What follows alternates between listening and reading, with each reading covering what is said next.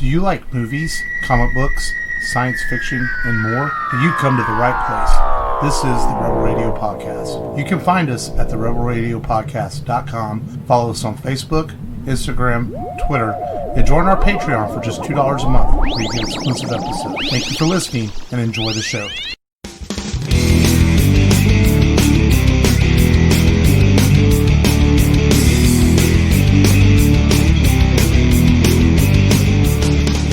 Welcome to a new episode of the Rebel Radio Podcast. This is Mark. This is Matt. This is Long. Welcome back, Long, after a week off. And how are you fellas doing? In the Peachy. We are happy. We have made it. Oh, fuck you, man! I had to work today, and for Monday. But I get paid. But I get paid for tomorrow at least. That's good. But you know, we've made it halfway through 2020, and I don't know about you guys, but the first 6 months of 2020 feel like a whole year already. But here it is, July 3rd. We are halfway through the year, and but doing okay, I guess. What about you guys? Okay. They're going to send me out in the market again on Tuesday. No. Put me on the truck. Yeah. So, yeah. A little nervous about that. Other than that, things are okay, considering the circumstances. How about you, Matt? Yeah, I got the started work again this past week. I've been on paternity leave for 3 weeks. Yeah, it went by so fast. I really wish they would have kept the original 6 weeks that we get, but you know, I had to go back, I guess. And on the busiest weekend for us, one of the busiest weekends we have. But you know, it was so far so good. I mean, nothing major, except for one of my best employees is in a federal detention center, and we have no idea why. It's just crazy. This year continues to be just weird for me. Who hired him? Mark Martinez. Yep, Mark Martinez. See, so I would investigate him and say, "Why'd you hire this guy?" Yeah. What are y'all into? What shenanigans do y'all have going? Maybe ICE can go fuck itself and stop being tyrannical. How's that? The Gestapo. Yeah. The fucking SS. The SS. Yeah. They're going to start putting people in gas chambers to fix the immigration problem. That's what they're going to want to do. I'm just making a joke, and Law gets all fucking serious over here. I'm like, yeah, kind of throw it off. I was waiting for him to say, denounce the patriarchy or something like that. I'm scared now. I'm going to go into my show. I don't know why my voice is kind of fucking shot today, but who knows? And probably. Were you singing Slayer songs in the car? All the time, fucking raining blood. That's how I get my fucking anger out after work. I just get in the car and just do some heavy metal and just and practice my scream core singing. And actually, I like to do it in the shower naked, but y'all don't need to know that. Jerks off his frustration. Yeah. That's at night before bed, okay? So that's after we record tonight. Oh, now people know what I'm going to go do. TMI. Hey, man. And we have started this show out fucking great. Yes. This is the way to start a show. Yeah. But yeah, no, I'm doing okay, too. I'm just, taking it day by day and seeing how things go. And they're talking about sending kids back to school amidst all this, and as a parent, you got to wonder if it's the right thing to do, what to do, but it really, you just kind of have to take it day by day, week by week, and see how things go, and hopefully people listen. And I don't want to talk about COVID a whole lot, but all I can say is mask up, motherfuckers. It's called being a human being. Yeah, mask up. Mask up. Mask. Go watch your movie. That's it. Just mask up. I mean, if Batman can wear a fucking mask to protect the ones he loves, so can everybody else. You know? And that's all I have to say about that. So yeah, but we'll see. Hopefully it gets better before it gets worse. We'll see if people listen. As July 4th weekend, and hopefully people are safe about things and they party and they wear masks when they party. And just pull it down a little bit so you can drink your beer and you're good, and eat your hamburgers and hot dogs and all that good shit. Because we actually, I went to a restaurant for the first time in forever, like on Tuesday, because I had to learn how to do this new payroll system for work, and they're like, well, we can't meet at the office because they're like super strict about us being no less than 6 feet apart, and they're always checking in on you, and there's no way for all three of us to sit in one of the training rooms less than 6 feet apart, so let's go to a restaurant. And I was like, okay, cool. We went to Backyard Grill, and it was nice. My problem with here's my problem with that, though. Okay, if you're going to go eat, okay, I think right now, either take it home, one, or go to a place that's mostly self-serve. Because I feel bad. I started thinking about this, and I feel bad if you're sitting there and that server is waiting on you, and you're sitting there with no mask on, waiting to be served, and they're wearing a mask serving you. And it's like, it's almost not fair. I know, but some people don't. Some people don't. Yeah. And I feel bad for those people. So I don't think I could go anywhere right now where someone's waiting on me. It just doesn't feel right, I mean, they can still make their money by, picking up food. It's just, as you're putting them, not you specifically, Matt, I'm just saying people, that you're putting them in danger you're putting them in danger that's not necessary right now. You don't need to be waited on. And it was a work meeting, so it's a situation you're put into, but you don't need to be waited on, people. You can fucking take the food home. You don't have to, and that's a problem with people now. They're such a received society. Entitled. No one wants to get entitled, received society. Yeah, they don't want to give. They don't want to give. They want to be waited on, and you don't need that right now. It all. The sooner people do what they're supposed to do, the sooner things will be back to normal, and that's just straight up what it is. As normal can be. I don't think normal is ever going to be the same again. Definitely not until a vaccine is out, and the vaccine is out there enough where it causes a herd immunity for everyone. Then which could be ideally a year from now before that hits. Before things are kind of back to somewhat kind of normal. So we'll see. But in the meantime, though, we're going to keep on podcasting and trying to entertain people the best we can, talking about what we do after hours or midget hookers or anything else we can do to entertain people and make y'all laugh. And not so much a funny movie we're covering today, a little bit more serious movie, but we're still going to try to entertain you guys. So let's start the show officially with a Download This, where we tell people what we watched, streamed, checked out, as we've all had a lot of extra free time in the isolation world of COVID-19. So Long, you weren't here last week, man. So what have you been watching or doing lately? Watching a bunch of anime because it's going into season finale mode right now. Nice. For the spring season. Nothing really stood out. Let's see. As far as movies, I'm such a history nerd. All I've done is just watch documentaries, so nothing that's worth talking about, You're just that took up my time. Full of excitement, Long.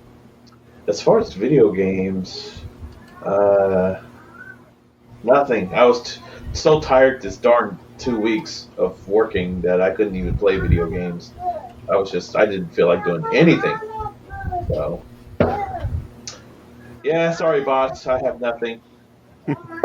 I got into some more of my Resident Evil 3. I started it, and I got to a certain point early on, and then I just didn't play it again. And then the baby came, and just really didn't play. And then finally got another chance to get farther, and now I'm in the sewers. And then I got to a point where I died from one of those mutant gator things, so I just stopped it. I was like, I've gotten far enough. What were you playing? But Resident Evil 3, the remake. Oh, okay. Yeah, that's probably the newest game that I own. I did download Red Dead 2, but I haven't played it. I've kind of heard through the grapevine that the Resident Evil 3 remake feels a little rushed. Like it's not as polished as the 1 and 2 remakes. You know? Yeah, that's probably fair. Maybe they rushed through a couple other parts. So far, I like where it's going right now, but you never know. Maybe the halfway through the second act or the third act, it's not as good. But it's definitely different. Definitely different than the second one. I will say that.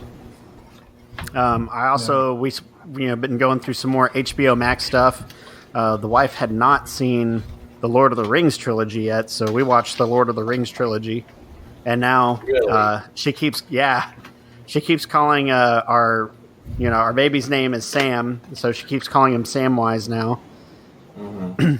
but yeah, so I watched Lord of the Rings. But trilogy, she had never seen those? Saw that. She never saw it. 20. Wow.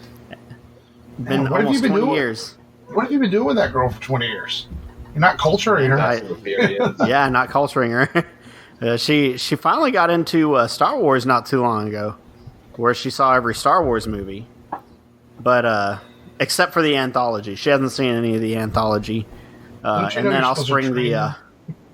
Yeah, I know, right? I did explain to her why you watch 4, 5, and 6 first, and not 1, 2, and 3. Yeah. But that, and then we watched Drop Dead Fred. I'm sorry. That's a tripping movie. Hey, I like that movie. It's like it's a good escape. You know, it's funny. It's awkwardly some awkward funniness, a little British comedy, but it's got what's her name? Phoebe Coates from Fast Times at Ridgemont High. Is it Cates? I thought it was Coates. I think it's Phoebe Cates. Yeah. Is it Cates or Coates? I think it's pronounced Cates. Yeah. It's probably Cates. There's an O in her name. I don't know. Nobody ever remembers anything from her except for the scene in Fast Time. That's the only thing anybody ever remembers anyway. Yeah. I was introduced to her in Gremlins. Oh yeah, Gremlins. Oh, that's right. She's and Carrie Fisher's in it too. And I was like, I didn't realize that at first, and then I'm like, that's Carrie Fisher. And she's like, really? I'm like, I'm gonna look this up. And I'm like, hell yeah, that's Carrie Fisher. So our princess is in that film. Very small role, but she's in the film. Yeah. And I think that's about it. That's about it for me. Oh no, I watched True Lies. That's the last thing I watched. True Lies. Did you watch on it on DVD. Streaming? No, you can't find it on streaming. I tried to see if I could download it or use my DVD to scan into Movies Anywhere, and they got that thing locked down. I had to use my DVD, and I had 1995 graphics on that thing.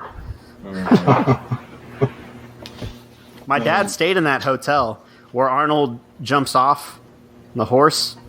He used to travel for business a lot, and he was so proud that he got to stay in that hotel whenever he traveled one time.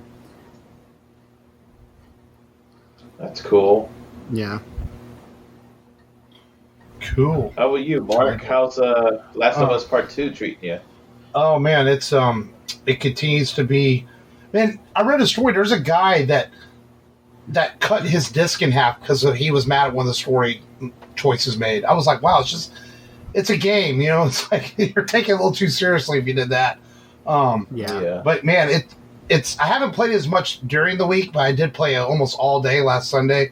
Yeah. So I'm probably 16 hours into it.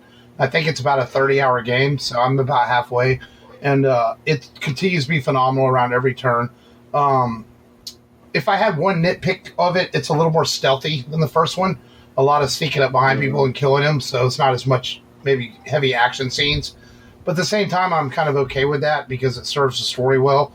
But you definitely fight more humans in this than you do the first one.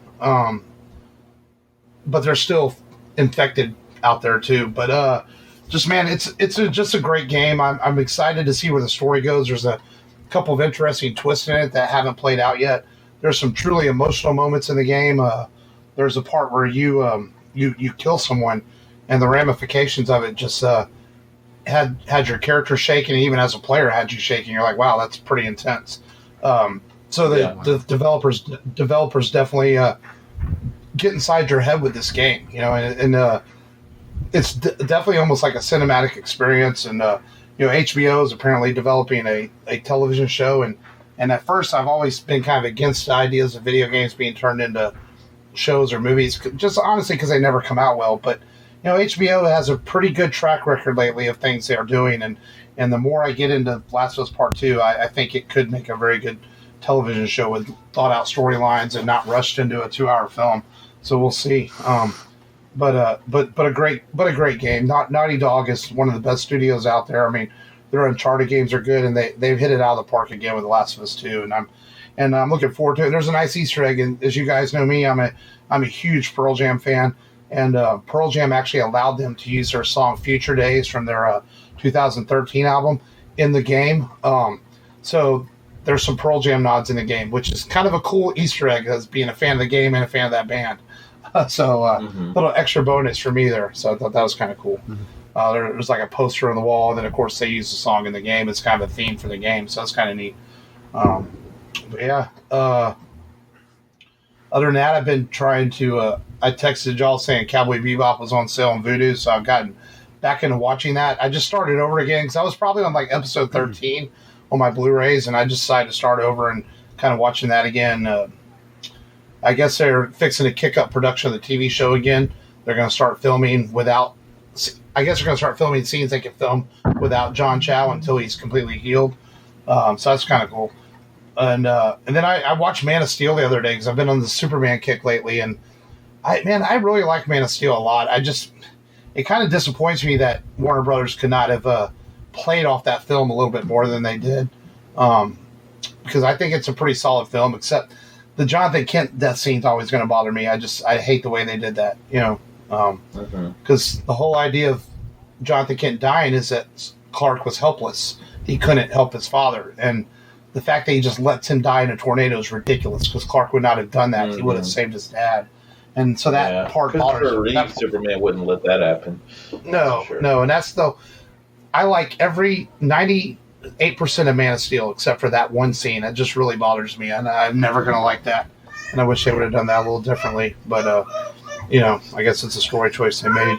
And that's really about all I've really watched this week.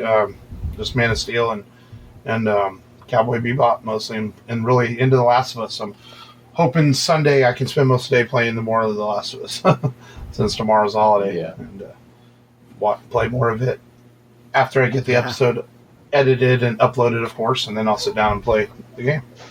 So yeah, but a good week overall.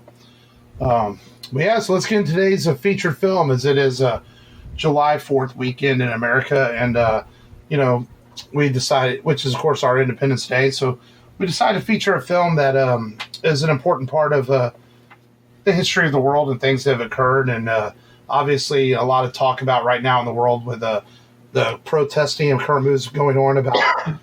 It's brought back some things from the Civil War era into the people's minds nowadays.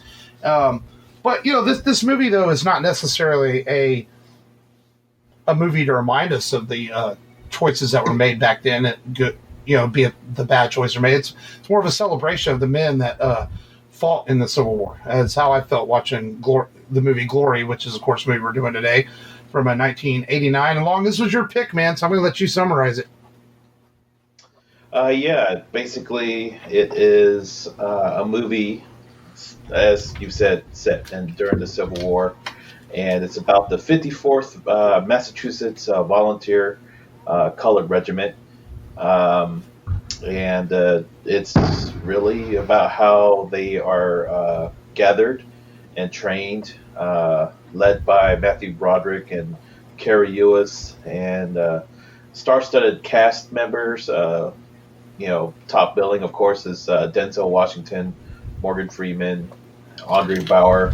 I'm sure there's a couple of names in there I've forgotten that are important, but it just follows the story of the 54th Regiment and their time during the Civil War. Yeah. No, that's a good way to put it. First off, it'd been a long time since I had seen this movie, and I forgot. And obviously, when we do our shows, these movies have been out for 30 years. Spoilers are obvious. I forgot they all die at the end, so thanks for that long. I was like, motherfucker, they all die at the end.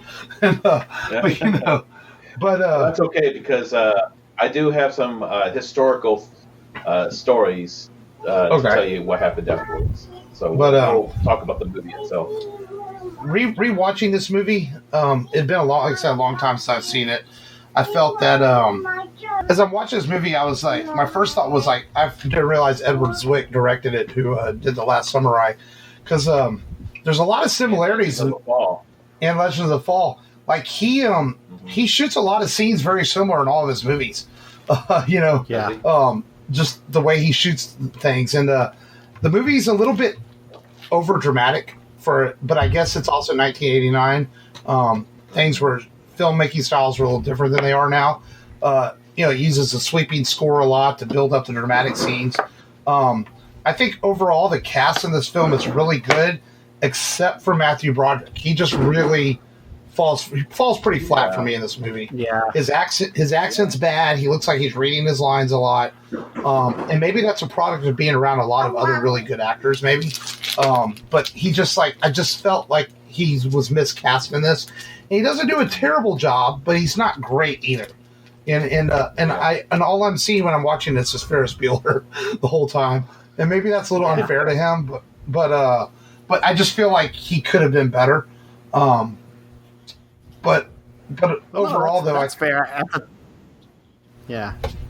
the time, he was an up and coming actor, and so I mean, you hit the nail right on the head. I mean, he's surrounded by all this talent. You've got Denzel and Morgan Freeman, and then Carrie Ells, which success from Princess Bride at this point. And then he went on to have a very successful career, unlike Broderick. Broderick, it's like this is. I looked at his cinematography or his casted filmography. Thanks, Ron. And this is like listed as his number 3 film right after Ferris Bueller's Day Off and War Games. And for this to be your number 3 film, it just it just speaks to kind of how he really didn't rise above Ferris Bueller. Well, I mean, Matthew Broderick was pretty good in that movie with Marlon Brando. What was it? Remember? It was a comedy. Is that the Freshman? Yeah, the Freshman. Yeah, okay, that one was good. Yeah. I did like that one. The Freshman. Mm-hmm. Yeah. Yeah. And hey, don't forget he was in Godzilla. He was in a Godzilla film. Yeah, and I'll give Broderick credit. Like, I do think that he did a good enough job in this to be believable, that he did care about the men and their training, and of course the movie deals with their hardships of being of racism and being mistreated as they go to war. I mean, there's a very evil, I wouldn't say evil, well, yeah, he's kind of evil. The general or admiral that kept delaying them seeing any combat, kept giving them just work missions and side jobs, and then he denied them new shoes and clothing and things like that they needed. Broderick did a good job in presenting himself as an actor to show that he did care about these men and fight for them. But even when he got angry, like at the general, his acting just kind of sounded like I don't know if I'd believe that he was going to kick my ass. The general's sitting there looking scared. And it's just like, I don't know, you're not very tough, Matthew Broderick. But he does a good enough job in the movie. It was very much, sir, I will write the letter to your superiors. And I think that's the hardest thing is the accent he has is so off-putting. But the rest of the cast, like Denzel Washington, Morgan Freeman, and all the actors in the regiment are really, really good. I think they do a good job in the film. Of course, Denzel won Best Supporting Actor for this, his first Oscar. And of course, Morgan Freeman, I mean, when is that guy not great in any movie that he's in? Maybe Dreamcatcher. That was a pretty bad film. But they do a really good job of showing a brotherhood to each other and support each other. I thought the scene where they decided not to take any money was pretty powerful. That was a really well done scene. Yeah. And I wonder how historically. Have you seen this movie before? Huh? Have you seen this movie before, Matt? This was my first time seeing this film. Oh, okay. Yeah. When did you see it? Was it I watched it Monday. I watched it Monday. Oh, okay. And then I watched I felt like I got distracted in the last half, so I watched the last half again. I think Tuesday. So I was trying to watch it while the kids were running around, so I caught the first half pretty good. And then about the time when they start, training the regiment, kind of had to chase the kids around, so I had to rewatch the second half. And it was funny. I told Mark, I was like, man, this reminds me of Last Samurai with Matthew Broderick shooting the gun next to the guy that is really good at shooting. And was there a thing like that in Last Samurai? Yes, yes. He actually shoots at him at his feet. You ever seen Last Samurai? Hell no. Dude, Tom Cruise is so good in that film. It's actually a really good movie. Man, if you took Tom Cruise and you put that performance that Tom Cruise had and you put it over here in this movie, this would be like one of the best war films ever made. I think Tom Cruise would have been a better cast person. Absolutely. In this role, for sure. Yeah. Well, that's what Matt was saying. But... Yeah. I was supporting Matt's point. Yeah. Oh, yeah. So. Yeah. But, man, you should one day give Last Samurai a chance. When I saw Last Samurai, I had no expectations in it. I remember, I actually saw it in theaters, and I walked out going, surprisingly, like, wow, this was actually really well done. And I remember Tom Cruise took a lot of flack for taking on that role, but it was surprisingly like a really, really well done film. Why? Because he was playing a white savior for the Japanese people. But he's the last samurai. No, he's not. But I know. Yeah, isn't he? He plays more like a witness, doesn't he? Yeah, it's more like a witness. Yeah, he's a witness. He trains with the last samurai, but he's not really the last one. Yeah, if I remember right. Yeah, because Ken Watanabe's character is actually like the last samurai, right? Yeah, I believe so. Yeah. I need to rewatch that one day. But back to Glory. Their battle tech, yeah. One thing about Glory is it also won the Oscar for best cinematography, and I did feel as I was watching it like the movie looked really good. Matt purchased the movie on Amazon Prime, so I watched it on his Amazon Prime. It's one of those movies that the 4K transfer is a little distracting. Sometimes you watch the older movies from the 80s and they transfer them to 4K. You get a lot of that high-speed movement, and then where it almost looks fake. So there were times during the battle scenes where the 4K transfer was a little distracting, but that's just the price of 4K transfers from older films. Well, do you have your TV on fast movement mode? Yeah, I have the HDR turn. Yeah, I have the HDR turn on. I mean, there's that feature that on some TVs that does that, make the motion more blurry or more unnatural looking. So I don't know. Maybe just the TV doing that. Yeah. But that is one thing. No, go ahead. Go ahead, Long. Oh no! I was just asking you what scenes stuck out with you guys. Didn't have to be in any order. I would say the ending's probably the most prominent scene.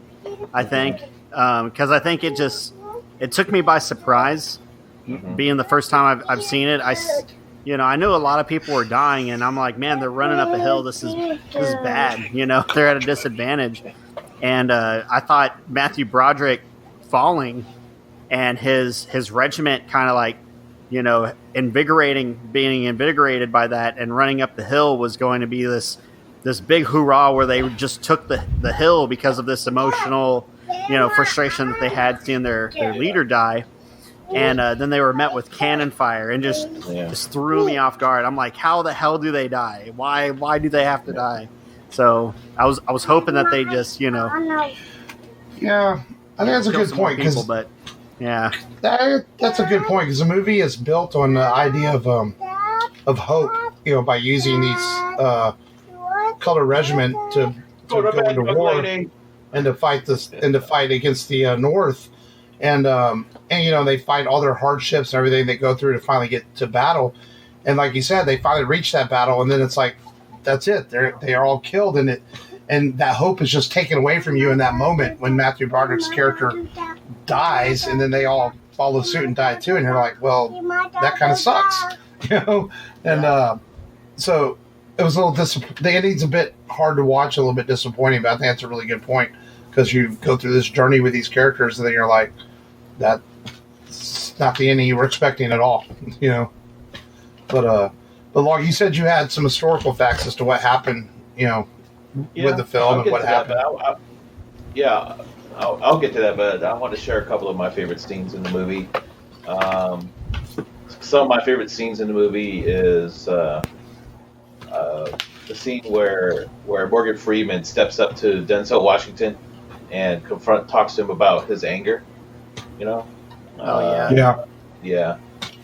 And then really Morgan Freeman's character is my favorite character in this whole thing, Well, he's kind of the glue. He's kind of the glue that holds the regiment together, Yeah. And keeps them from fighting amongst each other and reminds them why they're there. Yeah. Yeah. That's one of my favorite scenes, and all the letters, that narration that Matthew Broderick's character does, they're all actual letters by Robert Gould Shaw. Yeah. Which is very interesting. And it's like people wrote really good letters back then, huh? Yeah. Compared to now. No emojis either. Yeah, no emojis. Poop emojis. Yeah. Yeah, people had a way with words back then. So, but yeah, I'll go to some little bit of historical facts. The movie gives off the impression that the 54th Massachusetts was made of escaped slaves, where it's actually most of the regiment was actually made up of volunteered freemen, free black citizens who were, who weren't runaway slaves. They basically gave up their lives in the North. Some of these guys are successful businessmen as well, and some of the troops, two of them were sons of Frederick Douglass, who actually was in the regiment. Oh wow! During the fight. One of the things I didn't like about the ending was like the coda at the end saying that Fort Wagner was never taken. Mm-hmm. It was kind of like, oh well, thanks for letting us know. Yeah. And what happened after the battle? Actually, the 54th Regiment, not all of them died. It's just really like 30 to 40% of them lost their battle strength. So like out of 1,000, probably 200 to 350 lost their lives or couldn't fight anymore. Mm-hmm. So the rest of them were turned away. But they did. It was the only regiment to reach the furthest out of all the other regiments that attacked Fort Wagner.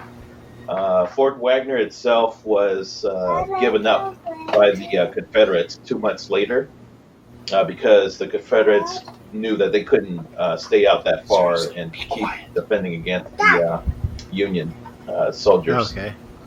But that scene where everyone was buried, the 54th Regiment ended up camping out in Fort Wagner and then repaired the base, and they were looking for where all the comrades were buried and stuff like that too. So they're still there. The remains of some of the soldiers, I believe, are still at the beaches of the fort.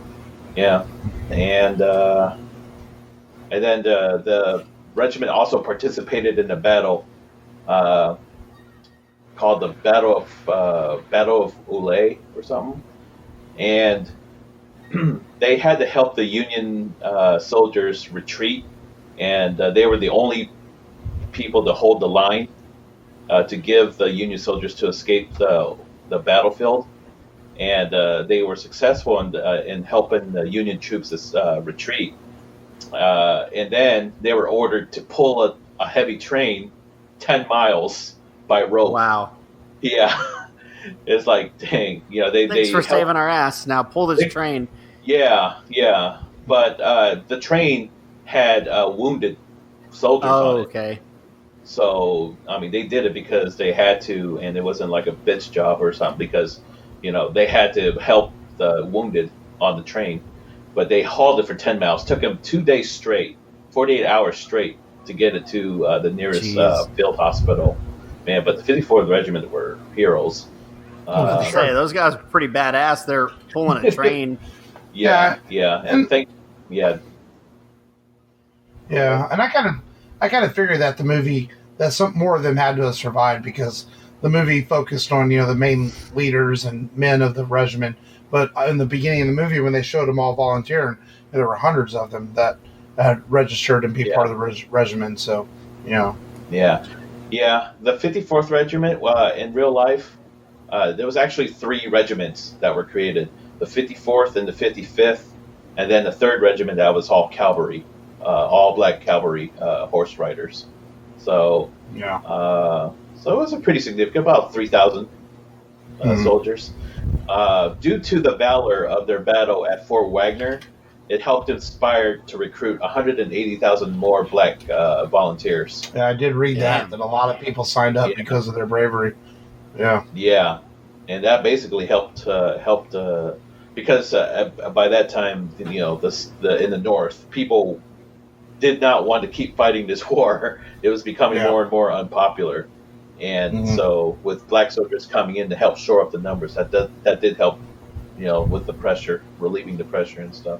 Right. So, it was pretty cool. And the 54th Regiment also is credited with having the first Black Medal of Honor recipient as well. The soldier, I forget his name, and I apologize. The soldier, the original color bearer, the flag bearer, was shot, and this soldier picked up the flag bearer, the flag, and hoisted it onto the sand dune and planted it. And while he was being shot at, lost an arm too. Wow. Yeah, while trying to keep the flag standing. So he posthumously won the Congressional Medal of Honor. So, So there's some really good uplifting stories that came from it. So. And of course, Denzel won supporting actor for this. And in the scene where he is whipped, they actually filmed that using a whip that would not leave, would not tear his skin, and everything, but it still hurt. And so his tear he sheds is actually kind of real, and because it was starting to get a little painful at that point. And the director Edward Zwick wanted to say cut, and Denzel even said no, keep going, a few minutes longer. And talk about putting yourself into the role. Denzel put himself into the role. He wanted to be as real as possible, so that people realize what they went through, and to for their freedom, and such. And like you said, a lot of these guys were freemen already, but they were fighting for the freedoms of other colored people and things like that, and during the Civil War. And but definitely heroes for sure. I think that's the best way to put that. At the end of the day, it's a lot of them might have been killed in combat, but ultimately they were all heroes because it led to changes in the world at that time for sure. Yeah. And a little side note, remember that scene when they were protesting against unequal pay? 18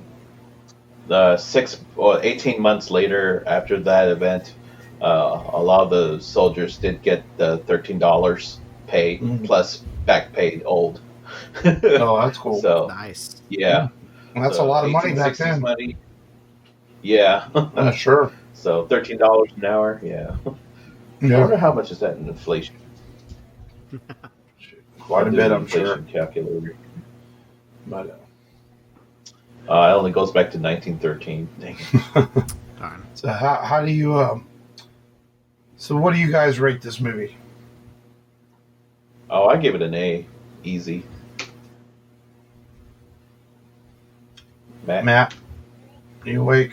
Man, I feel like I want Broderick to be a little bit better for it to be an A. I'd have to say like A- or B+. That area. I think, man, it's everything else is there. And Broderick, even though he has that maybe it's just the dialogue. Maybe it's the script.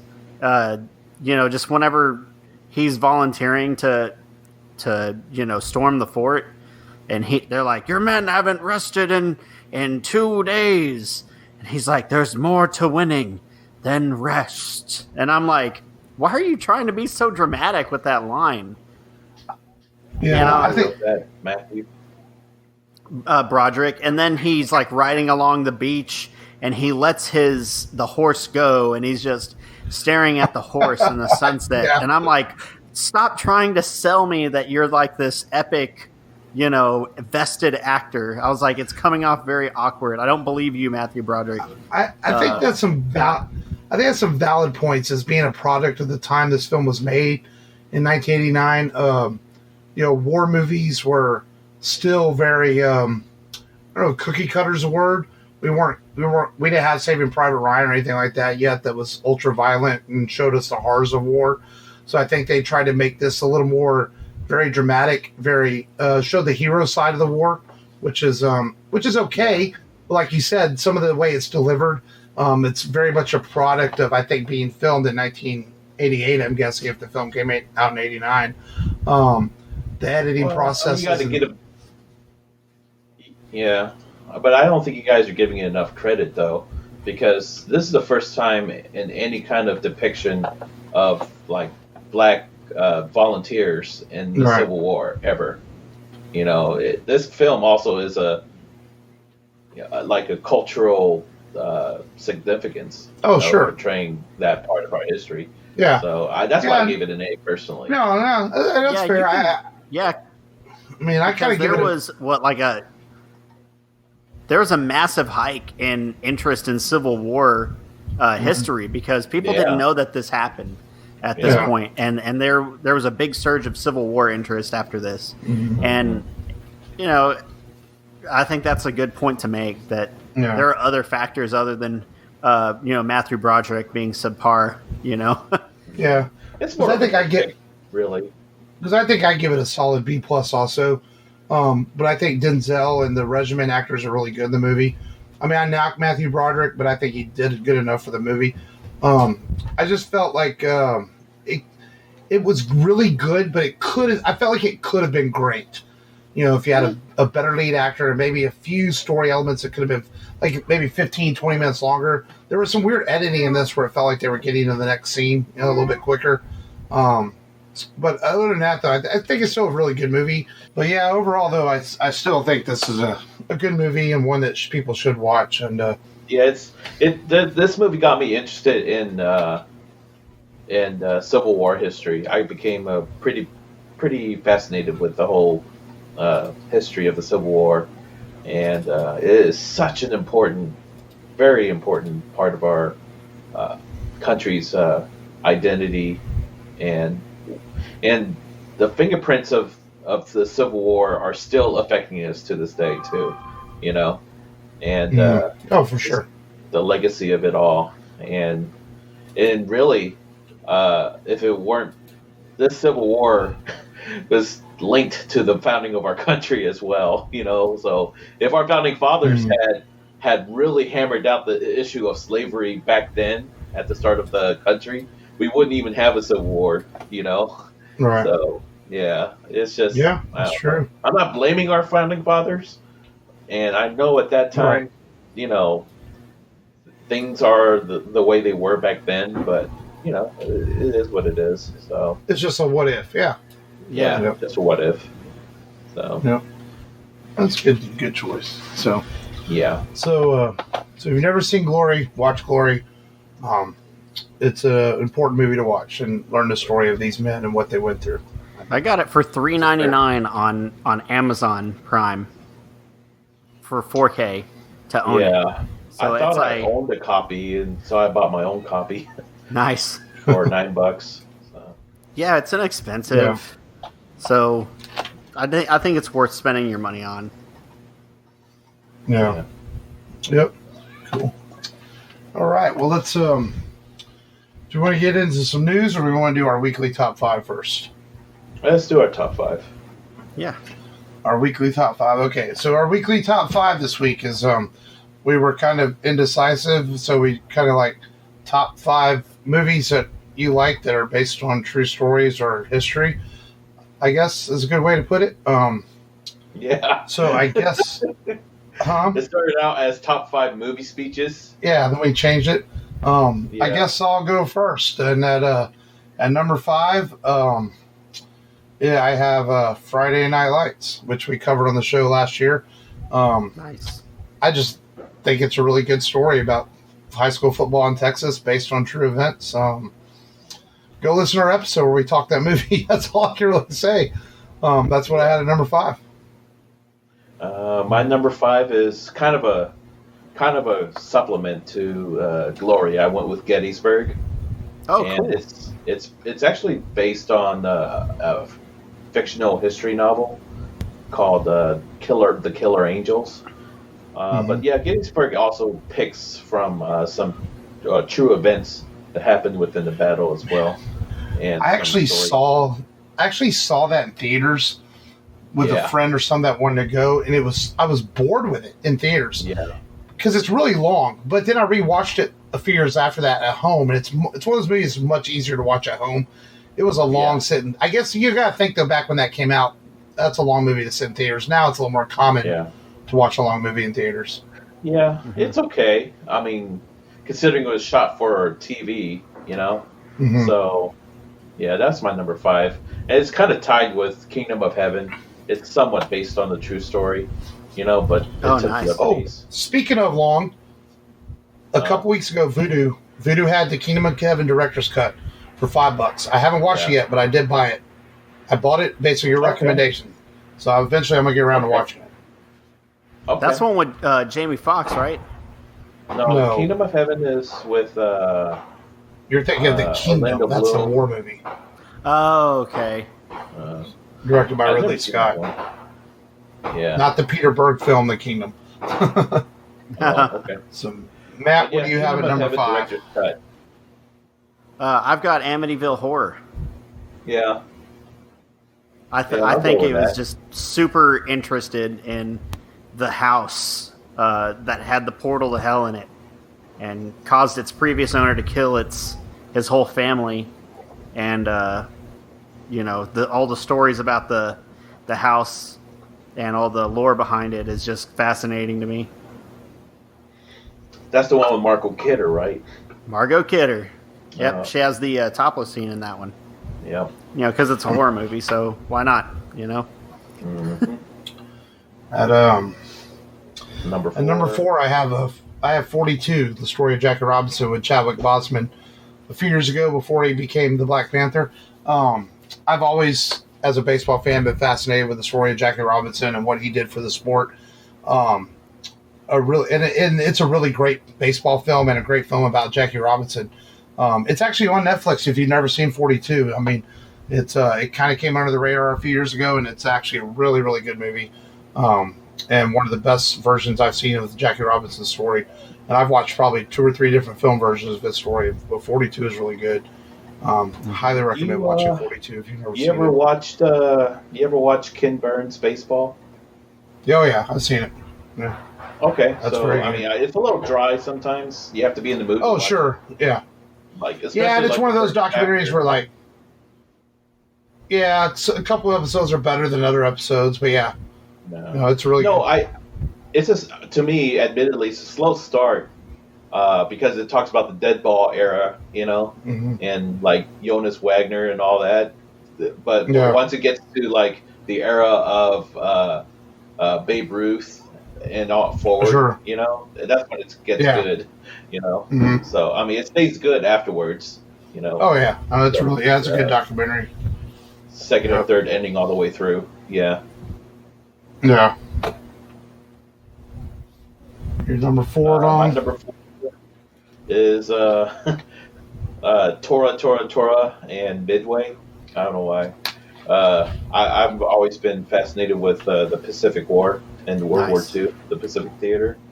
Tora is really interesting because it was made a co-production between Hollywood and the Japanese film industry.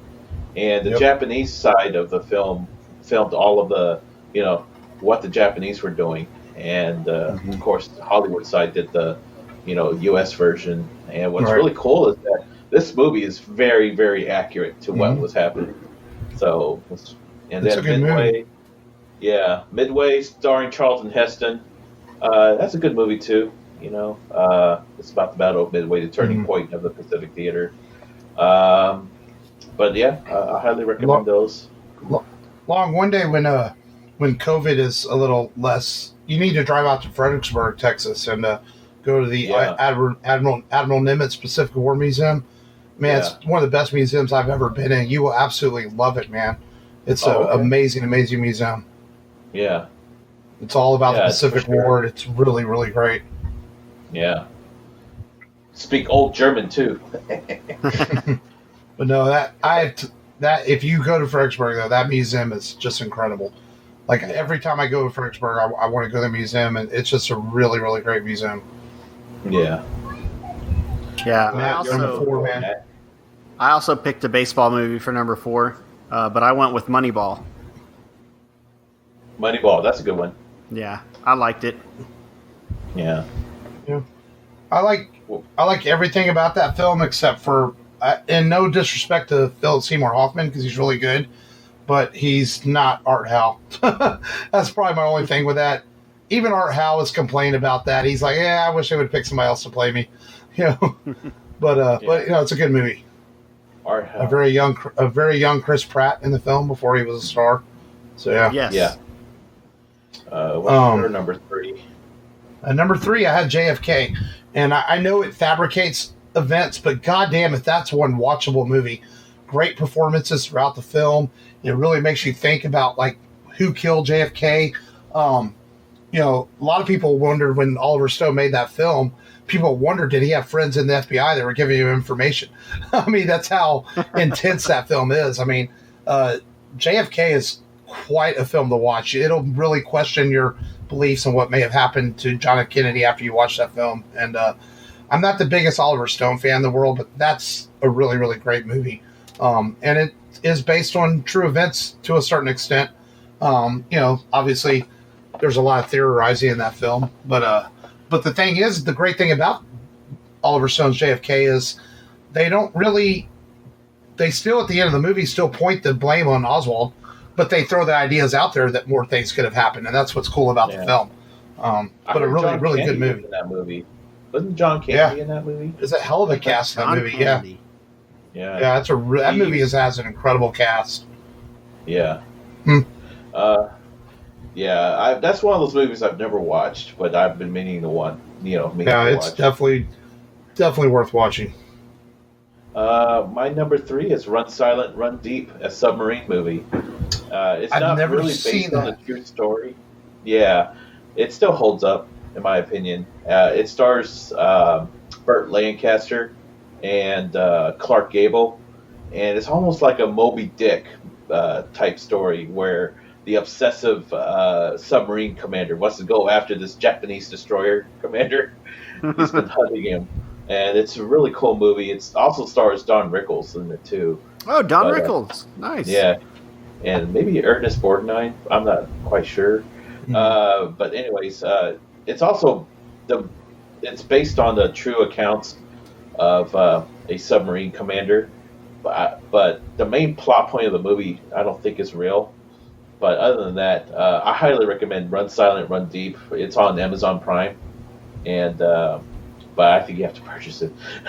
I'm not quite sure. But it's a very old movie, so you may have to. That's my number 3. Okay. Run Silent, Run Deep. I went with Remember the Titans for number 3. Oh, I think it's just such a feel-good movie. I knew you were going to pick that movie. Yeah. I mean, it's got everything. I mean, and we used to watch it for our church retreats. Whenever, I'm Catholic and, we're going into confirmation, we tied it into, the fruits of the Holy Spirit and stuff like that. So there's a lot of, lessons in life that you can learn from that film, just about coming together in like a retreat style, like their football camp, and then going out into the real world and keeping those ties that you develop with people. And then once you get out in the real world, there are different obstacles that you face, obviously. It is a really good movie, but talk about an overdramatic movie. We said Glory is overdramatic. Yeah. Remember Tides is really overdramatic. It is overdramatic. Yeah. At number 2, I have Catch Me If You Can. A very underrated Spielberg, film, which is just really well done. You know, and I was watching it a few weeks ago. It was on TV, and I was coming across it. I was in the middle of the film, but the movie just catches you right away. You know, it's a movie that Leonardo DiCaprio and Tom Hanks did together. I don't think it's talked enough about. You know, people kind of forget about it for some reason. But like I was watching on TV the other day, I'm like, wow, this is so good. And you know, and I remember seeing it in theaters and really liking the movie a lot too. And there's a million choices I could have picked for this top 5, but you know, that's one that just stood out to me lately.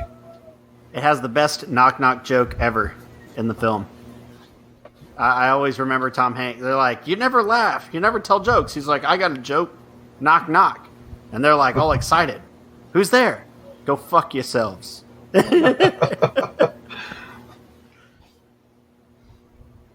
Very funny. Yeah. No. God, Long is so fucking stone cold. What's your number 2? Is what my mind? You didn't do your. Oh, okay. That's number 2, man. Number 2 is Lincoln. Good.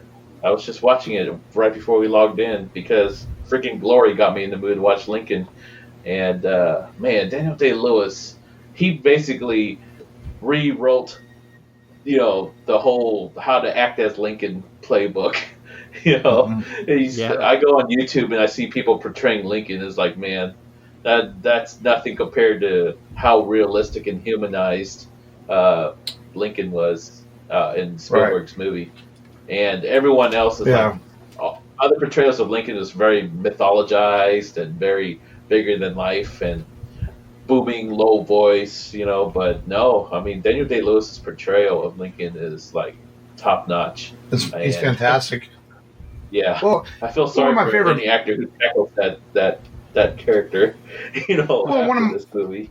And you guys know one of my favorite movies is The Last Mohicans, and but I didn't put it on the list though because it's like there's no proof that any of that was based on true stories. You know, there's frontier stories and things like that, but the movie doesn't even claim to be based on true events. But there were stories about a guy named Hawkeye that really lived with Indians and stuff. But who knows if it was ever, you know, really confirmed. So that's why I didn't put it on my list. Yeah. Matt, you're number 2. I also put Catch Me If You Can as number 2. See? I was debating on putting it number 1, but, you know, I didn't think I could justify it as number 1, but I feel like it's definitely floating around in some top 5s somewhere, and if someone had to make this list. Very good film, and extremely accurate, too, as to what happened with that guy. Yeah. My number 1, I went with a safe pick. One of my favorite all-time films, and that's Braveheart. You know, which I know they took a lot of liberties with the story of William Wallace. You know, he never slept with a princess. You know, he never did any of that. But it's still such a great movie. I love Braveheart. It's one of my favorite movies based on a true story. You know, did you ever see that Netflix movie, The Outlaw King? The what? I started it, but I never did. I started it, but I never went back and watched it. It was one of those things where I started it one day, and I think I got distracted. And I heard it's pretty okay. Yeah, because it's like the story. Pretty okay. It was the story of Robert the Bruce, I think, after Braveheart, right? Yeah. Yeah. Mm-hmm. I believe so. And supposedly some more accurate portrayal of the whole era, you know. So my number one is great. Yeah. No, go ahead. Yeah. My number 1 is Master and Commander, Far Side of the World, starring Russell Crowe and Paul Bettany. It is not really based on any kind of true story, but it is based on the era of the Napoleonic War, and it is such an immersive movie. That you don't really care if it was really based on anything for real, but it just makes you feel like you're actually on the age of sail, and that's my number one history-ish movie pick. I always go back to it once a year. So, how about you, Matt? What's your number one? I picked the I don't think it's the best historically accurate, or not historically accurate, but movie based on historical event movie ever. But it was the first one I ever saw. Favorite. In a classroom, and that was The Alamo. Was my with John Wayne. With John Wayne, that was my favorite one for a long time because I just thought he was so cool as Davy Crockett. That's a good movie, though. I mean, yeah, it's a good pick. It's Texas. I remember watching the Disney version of Davy Crockett. Yeah, I was like, those are on Disney Plus. Davy Crockett, King of the Wild Frontier. Yeah, we talk movies based on real events. I mean, there's stuff on here. We didn't even talk like American Sniper is a recent movie, Black Hawk Down, some of the recent war movies, because nowadays with everything being filmed and being brought in the news, some of these modern war films are very accurate as far as their depictions of things. Lone Survivor. Patriots Day, which is, of course, came out with Mark Wahlberg talking about the Boston bombing. So modern films are a little more history, are a little different because things are so fed to us now that they're able to make films on current events. And have you go back. Seen Zero Dark 30? Yeah, I saw Zero that. Dark 30. That's really good. That movie. It's a good movie. Zero Dark 30. Then there's older historical movies. Ben-Hur. It's based on historical events. It's an older film. Ben-Hur. So I mean, there's so much. It's anytime we do these lists. Gladiators based on true times, but not true story. So like Shakespeare in Love. I was reading about Gladiator. They really took a lot of liberties with Commodus. He wasn't quite the way they made it. He was probably more evil than the way they made him in the movie. And one thing that he did like to do is injure whoever he was going to fight in the gladiator games. Right before he had to fight them, they would have like broken ribs, or their sword wouldn't be that sharp, or their shields were sucky, and he would have an easy time defeating them. And he wasn't killed by another gladiator. He was killed by being strangled in a bathtub by his trainer. Yeah. Talk about we just all did top fives, and like none of us even had Apollo 13 on there. That could have easily been on all of our lists. That's such a great movie too. Could have been so 1942. Yeah. Oh yeah, 42, 61. I don't know, maybe not 61. What, the HBO, the Roger Mayer? That's a good movie. Yeah, that's a good one. Even though the Mickey Mantle family. 1942. No, I know. He said 1942. Yeah. The Spielberg comedy, the only one and only, one of the few Spielberg comedies based on a true story. 61 was good. The Mickey Mantle family just didn't like 61. Yeah. Even though Billy Crystal was friends with the Mickey Mantle family, they still weren't happy that they put Mickey Mantle's opiate use in the film. But it's like Billy Crystal said, "Hey, the guy did a lot of opiates. I'm not going to leave it out of the movie." Yeah. My Uncle Ted met him. He stood in line in the rain to get his signature on a baseball, and he was looking rough. Because he had didn't he have VD too? Well, Ted had to be a lot. Isn't Ted my age? Oh, he was little. So my dad took him. He had to be 7 or 8 years old because Mantle died in like 89. So yeah. So all right, well let's do some news. He tried to sell that baseball for $5,000, and the guy was like, "Man, you act like you met him." And he's like, "I did meet him." And then he's like, "Oh." It's like, "Yeah, bitch." Well, let's see. Let's get into some news. We've got all these director's cuts coming out and stuff, and did you guys know that there's a longer cut of Batman Forever out there? I had heard this years ago, and now but it was a rumor for the longest time. Joel Schumacher never wanted to talk about it, but it does exist, and apparently, now that Schumacher has died, there's been some talks resurfacing about they should put this out on HBO Max. Apparently it's finished. It's not one of those director's cuts where they'd have to go spend a lot of money on it, maybe clean up the film at the most. It's about 170 minutes long. It's darker. They said it's much more in tone with the Burton films. But the studio didn't really, like, Schumacher liked it, but the studio didn't really care for it. So they cut a lot of the darker stuff out and made the Batman Forever version we got, because Warner Brothers felt like, hey, we have Jim Carrey. Let's sell this movie with Jim Carrey.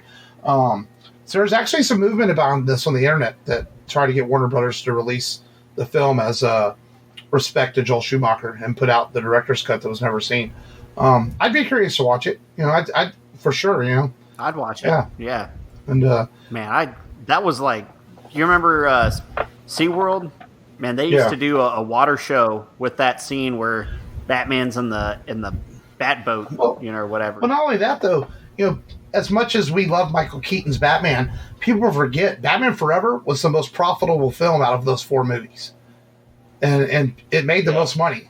So, if it made the most money, then, if you're Warner Brothers and you're sitting on this director's cut, put it out. What good's it doing sitting in the vault? We never thought we were going to get the Richard Donner cut of Superman 2. We finally got it. So maybe we'll get the Schumacher cut, which for some reason it's nicknamed the Red Diary cut. I don't know why it's called that, but we'll see. So I'd watch it. So So Seth Rogen. Yeah, I definitely watch it. Yeah. Seth Rogen is going to produce a new Ninja Turtles movie, and they're going to go back to CGI animation. I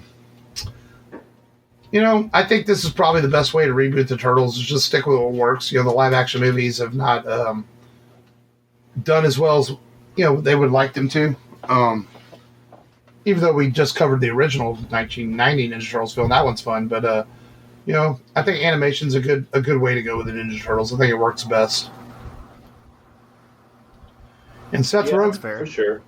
Seth Rogen, people kind of laugh at him being a pothead and stuff, but when he gets his hands on stuff, he takes his geek culture seriously. So if there's one guy that could do it, maybe it's him. Only if he puts Vanilla Ice and the Ninja Rat back in. Fallout is going to become an Amazon television series from the producers of Westworld. This is very kind of cool, man. There seems to be a lot of interest behind this. When Amazon announced yesterday, it's in development.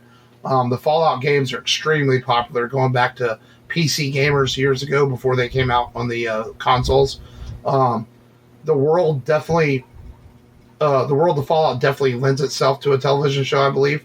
I played some of New Vegas, and I actually have Fallout 4 on my PS4, but I haven't played it that much. It's kind of a cool idea. I think the Fallout world is definitely ripe for television. Yeah. Have either of y'all ever played any Fallout games?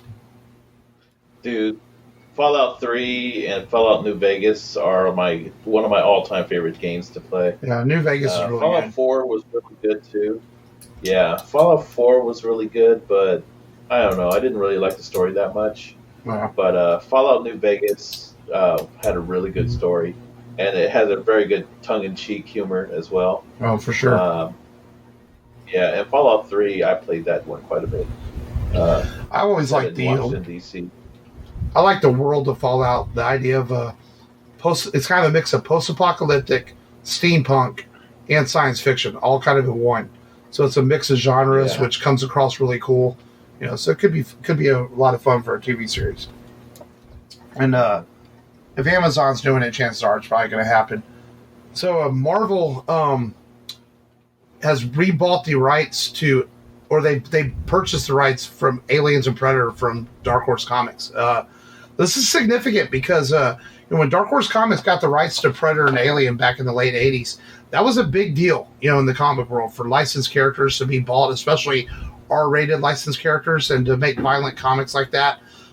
Not so uncommon anymore, but it's a big deal for Dark Horse to have had that license for almost 35 years, and now Marvel, through their rights through 20th Century Fox, has chosen to take the rights to the comics back.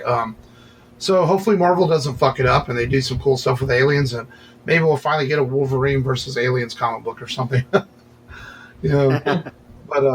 But I remember being a young comic reader being a young comic book reader and reading some of those early Aliens and Predator books from Dark Horse, and they were really cool because it was like, wow, these are rated R cool comics, and I get to read them. And so that's a significant.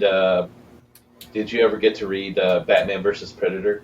Yeah, I did. That was cool too. That was a really cool comic. Yeah, that was a good book. Yeah, Dark Horse used to cross over a lot with DC. They would allow DC to use Aliens or Predator characters, but Marvel never did it with the Marvel. So now that Marvel owns it, here's their chance to get some of those characters. So we'll see. So, but that's pretty significant comic book news, I think, in the comic book world today. That's all I have for news, unless you guys had anything.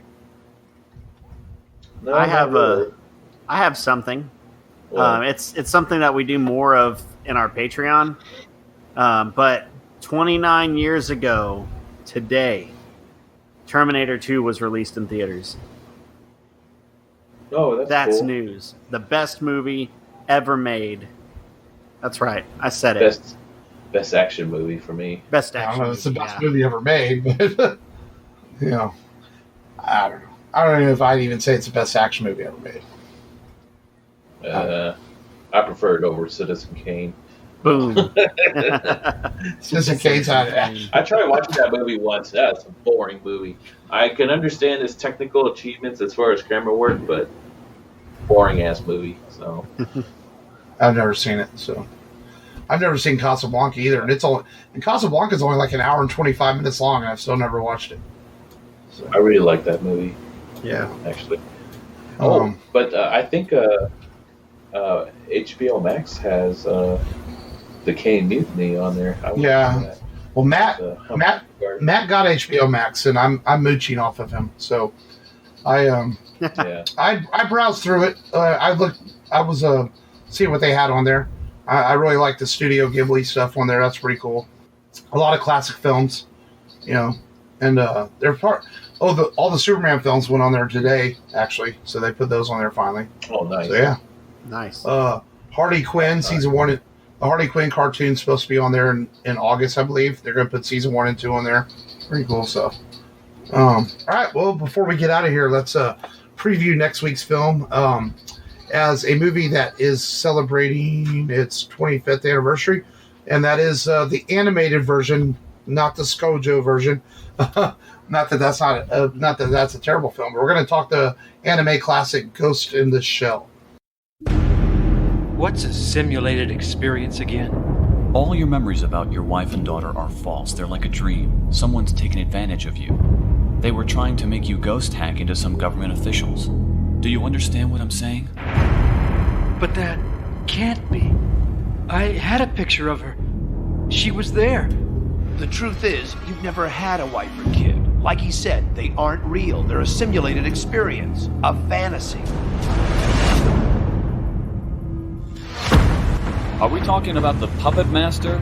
The infamous mystery hacker? We don't know a lot either. No clue about age, sex, or background.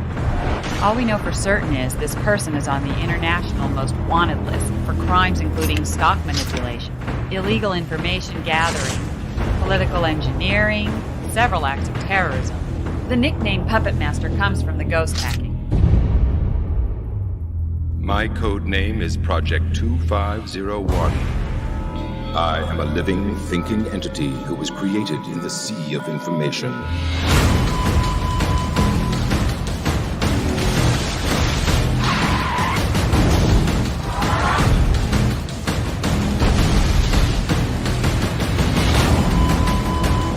That's all it is. Information, even a simulated experience or a dream, simultaneous reality and fantasy. The net is vast and infinite.